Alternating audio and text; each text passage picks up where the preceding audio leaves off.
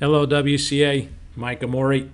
Welcome to the 12 o'clock, 2 o'clock update, week 4. I want to show you an opening that was played in class that got black in a lot of trouble. And I'm showing it to you because the tournaments are starting this week. And I am sure that some of you are going to start seeing these different openings as you get out there and play in the real tournaments. Okay, so the opening I want to discuss today, we're going to be trying to work on for black, but we're going to first take a look at it from the white perspective, or from the white side. And the opening is, after the moves that are on the board, it's the move d4, which is the Scotch game.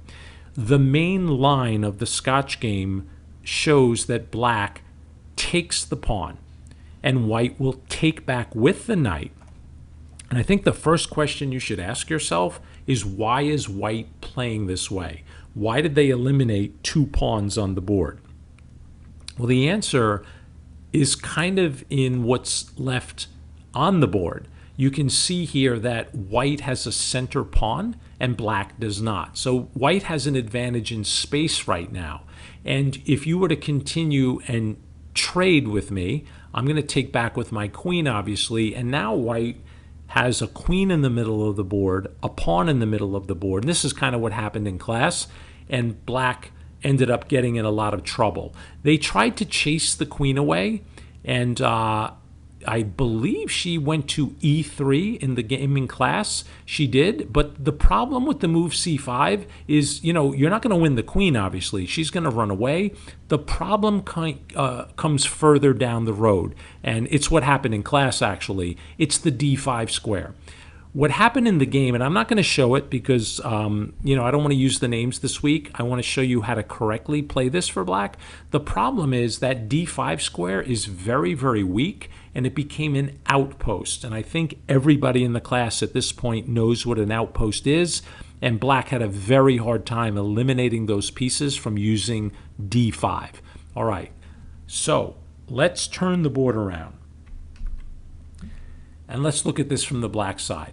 So after e4, e5, knight f3, knight c6, the move d4 comes, and you really should take the pawn.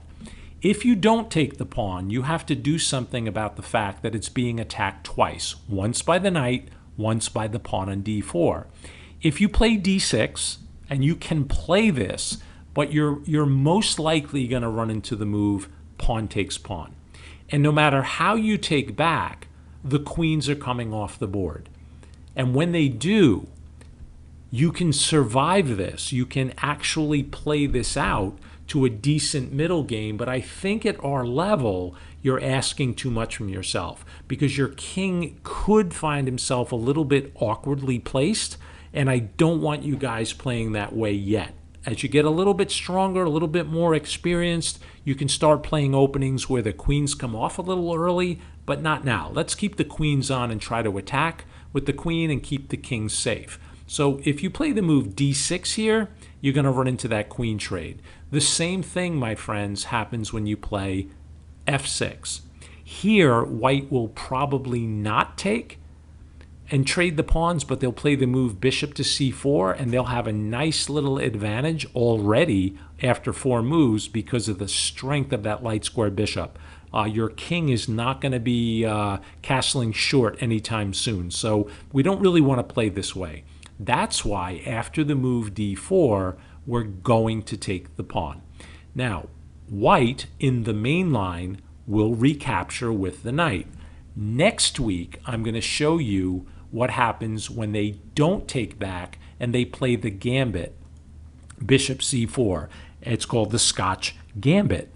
A gambit in chess occurs during the opening when a player will give away a pawn or 2 or 3 or sometimes even a whole piece in order to generate an attack or gain more control. So if you see in this gambit position, what did white just do?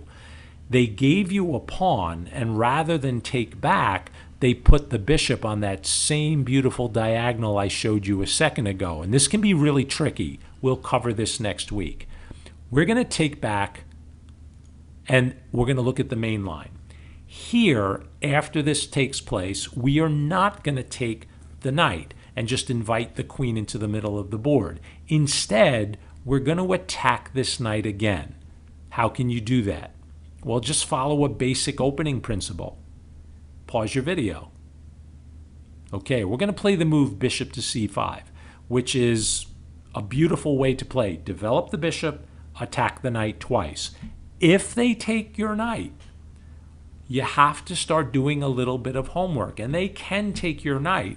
There's a really nice in-between move here that black can play rather than being in a rush to take back the knight. Can you find it? And again, keep pausing your video. Queen f6. You're threatening checkmate on f2. And if they defend that mate with a move like queen f3, now you take the knight. And you can take back 3 different ways, as you can see, or you can throw an in-between move and take the queen up here. I would recommend you just take with the d-pawn, opening up your bishop, and certainly you're not afraid of them taking your queen. How would you take back WCA?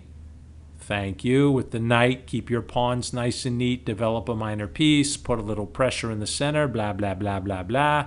You should have no trouble getting out of the opening here, correct? All right, let's go back. They just took back, we attack, and if they play the main move, bishop to e3, here you have to be a little careful. The fact that your bishop is not protected can get you into trouble. Don't play knight f6. On the surface, it looks like a great move. You're getting ready to castle, but you're going to lose the game if you play that. Keep pausing your video. White to play and win. Okay, hopefully you found knight takes c6. That hits your queen. And when you take that knight, you're going to lose the bishop here on c5. So after bishop e3, the main line continues with queen f6. This time, if they take your knight, it doesn't work because you have bishop takes e3. They're going to have to take back, and guess what? You take the knight. How again? Look how these themes keep repeating. We take with the d-pawn, opening the bishop, in some cases allowing us to castle queenside, putting that rook on the open line. Okay, and I said in some cases, if this bishop is out, you would not be able to, walk through that check. But, you have ways around that. So after bishop e3, we play queen f6. They protect the knight. We develop knight g to e7. As long as we have an answer to knight takes c6, like if they take it again, what do? We take on e3 first. But the main line goes bishop to c4. Just developing the piece. Keep following opening principles. How about castle? White may castle.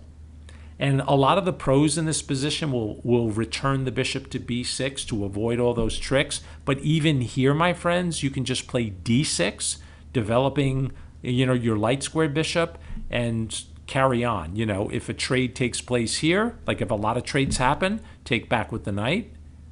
They take here, you take back with the pawn, and you have a very, very similar position. You need to get this bishop out. Your king is safe.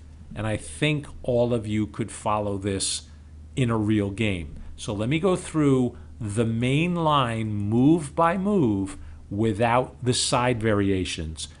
Watch the video more than once. e4, e5, knight f3, knight c6. When d4 is played, that's the Scotch game. We take the pawn. They take back with the knight. We develop, they protect with a bishop. Here's where you have to be careful. Don't play knight f6. It's where we play queen f6, bringing her out early but with a real purpose. We're attacking this knight 3 times. They protect it with a pawn. We need to get castled. We develop the knight. Where? Toward the center. Knight g to e7. Bishop to c4.